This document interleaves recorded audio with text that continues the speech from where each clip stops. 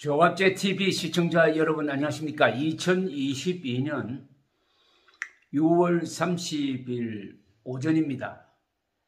많은 사람들은 윤석열 후보가 당선되면은 김오수 검찰총장, 김명수 대법원장은 사라지게 될 것이라고 예상을 했습니다. 김오수 검찰총장은 금수완박 법안 처리 강행에 맞서는 모습을 보이면서 아주 좀 이상하게 퇴장을 했습니다. 그렇게 퇴장해야 될 사람이 아니죠. 대장동 수사를 뭉개가지고 이재명 후보의 당선을 위해서 검찰 조직을 주무른 사람 아닙니까? 그런데 그 책임은 안 지고 금수완박 저항의 어떤 몸짓을 하면서 퇴장했으니까 좀 운이 좋다면 좋다고 볼 수가 있습니다. 또 한 사람 김명수 대법원장은 유명한 선거법 위반 혐의 사건에서 바로 이재명 당시 경기도지사의 손을 들어줌으로써 대통령 후보로 나갈 수 있는 길을 열어준 사람 아니겠습니까? 그리고 이 김명수 대법원장이 이명박, 박근혜, 양승태 이 세 분에게 어떤 짓을 했는지 세상이 알고 하늘이 압니다. 그런데 김명수 대법원장 요새 조용합니다. 조용한 이유는 본인이 조용하게 처신하는 것도 있겠지만 언론이 지금 다른 데 관심을 기울이는 바람에 좀 관심 대상에서 비켜나 있습니다. 그러면 이대로 조용하게 갈 수 있을까요? 어차피 김명수, 김오수, 문재인 세 사람은 공동 운명체였습니다. 이제 두 사람이 떠났고 한 사람이 남아있는데 임기를 다 채울 생각을 갖고 있겠지만은 그렇게 이 나라가 만만한 나라가 아닙니다. 오히려 지금이 스스로 물러나기 좋은 시절이 아닌가 하는 생각이 듭니다. 김명수 대법원장은 2017년에 대법원장이 된 이후에 사법부의 독립성을 포기하고 스스로 문재인 정권의 하수인을 자임했던 사람입니다. 사조직 판사들을 중용하고 국제법을 위반한 징용공 배상 판결로 한일 관계를 파탄 지경으로 몰고 가고 대통령의 주문을 받아가지고 사법개혁을 한다면서 양식 있는 판사들을 검사들의 먹잇감으로 내던져주고 양승태 전 대법원장을 구속으로 밀어간 데 그치지 않고 여당이 탄핵을 하려고 하니, 당시 여당은 민주당이죠. 사표를 받을 수 없다면서 임성근 부장판사의 사표를 수리하지 않아 탄핵 소추되도록 했지만 헌법재판소에서 각하되었습니다. 이재명에게 무죄 취지의 파기환송을 선고하고 그리하여 그를 대통령 후보가 되도록 방조한 대법원 재판부에 대한 김만배 측의 로비 의혹은 권순일 당시 대법관 중심으로 설득력 있게 제기되고 있는데 여기에 대해서 김명수 대법원장은 일체 입장을 밝힌 적이 없습니다. 대법원을 상대로 로비를 했다는 어마어마한 의혹에 대해서 지금까지도 공식 입장을 밝히지 않고 있습니다. 사법부가 정권의 하수인 정도를 넘어서 재판 거래의 의심을 사고 있었습니다. 선거에서 이겼다고 해서 김명수를 용서해서는 안 된다는 게 저희 생각입니다. 지금 우파는 지난 5년간 문재인 정권의 혹독한 뒷조사를 거치면서 가장 깨끗한 세력으로 거듭 태어났어요.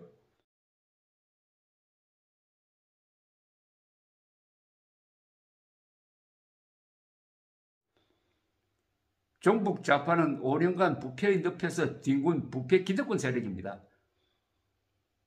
김명수도 여기 포함되는 거 아닙니까? 민주국가에서는 깨끗할수록 용감합니다. 국민들은 이제 독해져야 합니다. 헌법과 법률을 어긴 자들을 처단하기 위해서는 김명수부터 응징해야 합니다. 양승태 전 대법원장에게 가했던 정도의 조사만 해도 아마 버틸 수 없을 겁니다. 이와 관련해가지고 작년 이맘때 허영 유명한 헌법학자시죠. 허영 교수가 조선일보에 기고했던 글이 문득 생각나서 다시 제가 한번 열어보았습니다. 김명수 대법원장을 거의 민주국가에 대한 반역자로 규정을 하고 있었습니다. 이걸 우리가 다시 마음속에 새겨야 한다고 생각합니다. 사조직이 법원 장악, 사법부의 충격적인 현실이라는 제목의 글이었습니다. 이 경희대 법학전문대학 교수이신 허영 선생은 김명수 대법원장을 수장으로 하는 이념조직이 사법행정권과 재판 업무의 주요 보직은 물론이고 법관 대표회의를 장악하고 있는 이 현실은 한국 민주주의와 법치주의에 대한 정면 도전이며 김명수는 단죄의 대상이라고 했습니다. 허영 교수는 우리법연구회나 지금의 국제인권법연구회는 김명수 대법원장이 만든 이념적인 사조직으로서 사법권 독립의 적신호며 국민에게는 큰 위협이고 헌법이 보장한 공정한 재판을 받을 권리를 훼손하는 일종의 비밀결사라고 규정을 했습니다. 비밀결사가 대법원을 장악하고 법원을 장악하고 그래하여 문재인 세력에 유리한 판결을 했다는 것 아니겠습니까? 전체 법관 3,400명의 14%, 460명에 불과한 이 특정 이념 집단 소속 법관이 사법부를 지배하고 있다는 사실은 우리 헌법이 지향하는 사법권의 독립과는 명백히 배치되는 비정상 상황이란 것이 맞습니다. 사법부의 독립은 자유민주주의 및 공동체 유지를 위한 필수 조건인데 이를 공격하는 조직이라면 헌법과 국민의 공적이라는 이야기였습니다. 허영 교수는 그렇게 주장을 했습니다. 허영 교수는 또 헌법과 법률에 의하여 그 양심에 따라 독립하여 심판해야 할 법관이 헌법보다는 소속 사조직이 추구하는 이념에 충성하는 재판을 했어야 되겠느냐? 이것은 국민의 기본권을 침해하는 위헌적인 재판이고 이렇게 되면 법관의 법 적용은 일관성과 공정성을 상실하고 생명성을 잃게 된다고 했습니다. 개인적 정치적 이념이 법 적용에 영향을 미치면 재판은 생명력을 잃는다. 이 표현이 참 좋았습니다. 생명력을 잃는다. 생명력을 잃은 재판은 사법작용이 아니란 논리입니다. 즉 생명력을 잃은 편파적 재판은 일종의 국가폭력이라는 이야기죠. 국가 공권력을 지금 조폭 수준으로 전락시킨 세력이 바로 김명수를 수장으로 하는 이런 이념 판사 집단이었다는 겁니다. 그런데 그들이 소수입니다. 문제는 절대 다수가 비겁해가지고 침묵하고 있으므로 지난 5년간의 법치 파괴를 방조한 셈이죠. 허영 교수는 국제인권법이라는 말 자체가 모순이라고 했습니다. 국제사회가 인권선언이나 인권협약 등으로 채택한 인권은 우리 헌법의 기본권으로 보장하고 있는데 그러한 기본권을 떠난 국제인권법은 그 실체가 없다는 겁니다. 좋은 말 다 해놓고는 나중에 딴짓 하려고 이러는 것 아닙니까? 문재인 전 대통령 보세요. 사람이 먼저다라고 해놓고 우리 사람이 먼저고 국민은 북한군에 총 맞고 불태워져도 거기에 대해서 눈 눈 깜짝 안 하는 사람입니다. 허 교수는 그렇다면 이 사조직은 도대체 무슨 가치를 추구하는 집단인가? 라고 물으면서 이렇게 썼습니다. 그 사조직에 속한 일부 법관의 정치적이고 반헌법적인 은행이나 재판 실무로 볼 때 우리 자유민주주의 헌법 이념과는 분명히 배치되는 가치를 추구하는 집단으로 보인다. 자유민주주의를 반대하는 집단이라는 겁니다. 그런 집단이 법원의 패권을 장악하고 있었다. 지난 5년 동안. 이거 가만둬도 됩니까, 이거? 법원 내에서 이제 좀 정상화 운동이 일어나야 되는 것 아닙니까? 진짜 블랙리스트 한번 만들어야 되는 것 아닙니까? 참고로 블랙리스트도 법관하고 관계 있습니다. 블랙리스트란 말은 어디서 나왔느냐 하면은 1649년에 청교도 혁명을 일으킨 크롬웰이 재판을 통해서 찰스 1세를 처형을 했습니다. 찰스 1세의 아들 찰스 2세가 다시 왕위로 복권하자 맨 처음 한 일이 아버지를 처형하는데 관계했던 법관들 이름을 만들어가지고 리스트를 만들었습니다. 그게 바로 블랙리스트로 불렸습니다. 그 블랙리스트에 올려졌던 법관들 상당수가 처형되었습니다.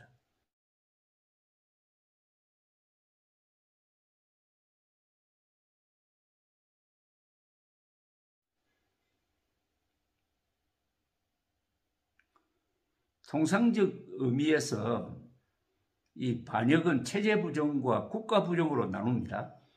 민주주의 체제를 부정하고 독재나 공산주의로 가려는 것은 체제 부정이고 적인 북한 노동당 정권에 봉사하는 이적 행위는 국가 부정이 되겠습니다.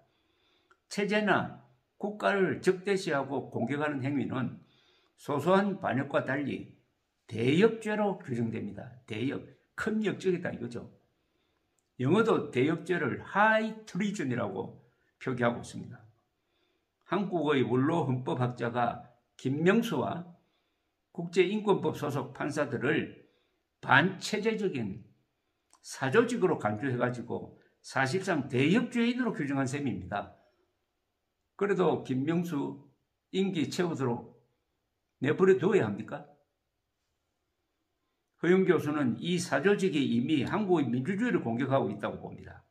상권 분립의 나라에서 이 사조직이 지배하는 우리 사법부는 권력 간의 견제와 균형을 무력화시켰고 정권과 야당의 불법과 비리에 대해서는 호위무사로 변질을 했고 사법의 정치화를 가속화시키고 있다는 인식이었습니다. 이재명 지사와 은수미 성남시장의 대법원 판결이 자신의 주장을 실증하는 사례라고 허영 교수는 들기도 했습니다. 허 교수는 이 모든 사태의 책임자로 김명수 대법원장을 특정했습니다.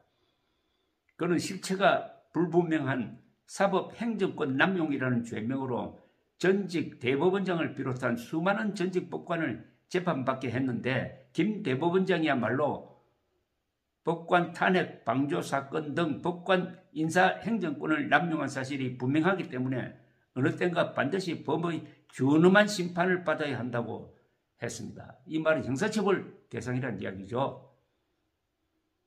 허영 교수는 국민의 무서운 저항이 일어나기 전 사조직의 자진 해산을 권했습니다. 이건 지금도 유효합니다. 국민 다수가 그 사조직 소속 법관의 재판을 기피하고 그 사조직과 인연이 있는 정관 변호사를 찾아야 승소할 확률이 높다고 인식하는 것은 단순한 기우가 아니란 겁니다. 허 교수는 이 조직을 음흉한 비밀 결사체로 묘사하기도 했습니다. 명단 공표를 거부하고 있기 때문이라는 겁니다. 명단 공표 거부하는 데 맞네요. 이 국제인권법 모임, 정교조, 5.18 유공자 명단 다 공개돼야 되는 것 아닙니까? 허영 교수는 이렇게 썼어요. 떳떳한 조직이라면 왜 명단 공개를 거부하는가? 비밀 결사체가 사법부를 좌지우지하고 있는 우리 사법부의 실상에 공정한 재판을 바라는 국민은 허탈하고 분개할 수밖에 없었다. 허 교수는 언론과 야당과 변호사 단체와 국민들의 저항을 촉구하기도 했습니다.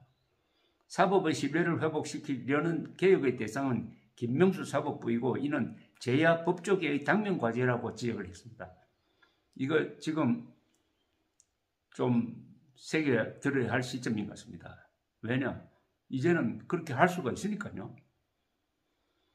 양식 있는 정치 세력도 힘을 보태야 한다. 국민도 불공정한 재판에서 벗어나고자 적극적으로 나서야 한다. 언론은 지속적인 관심과 보도로 사법부 실상을 널리 알려 경종을 울려야 한다. 우리 헌법의 자유민주주의 근본 이념을 경시하거나 부정하는 세력이 사법부까지 장악한 오늘의 비정상적 현실에서 하루속히 탈피해야 하기 때문이다. 김명수와 패거리 이념 판사들을 그냥 두고는 대한민국은 앞으로 나아갈 수가 없습니다. 암적 존재는 빨리 수술해야 합니다. 감사합니다.